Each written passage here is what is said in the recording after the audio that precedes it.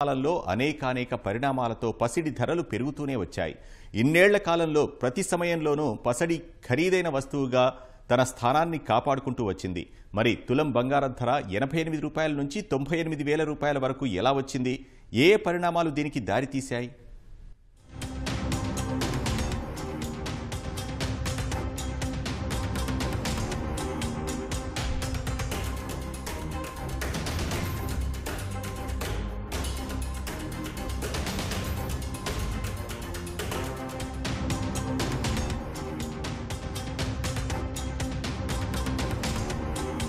$22 carrots ఇంతవరకు ఇలా ఉంది.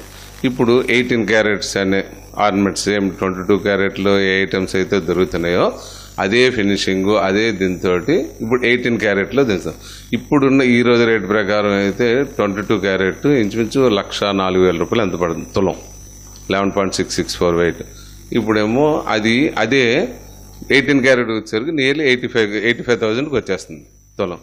అంటే ఇంచుమించు 10 గ్రాములు కొనేవాడికి ఇప్పుడు ఏంటంటే ఇది 8 గ్రాములు కొనడం అవుతుంది. ఏది 22 క్యారెట్. ఇప్పుడు మనం ఇది 10 గ్రాములు కొంటుకుంటాం. ఇంచుమించు 10 లక్షలు పెట్టేవాడికి 8 lakhsగా మనకి ఇది వచ్చేస్తుంది. ఇప్పుడు చూస్తే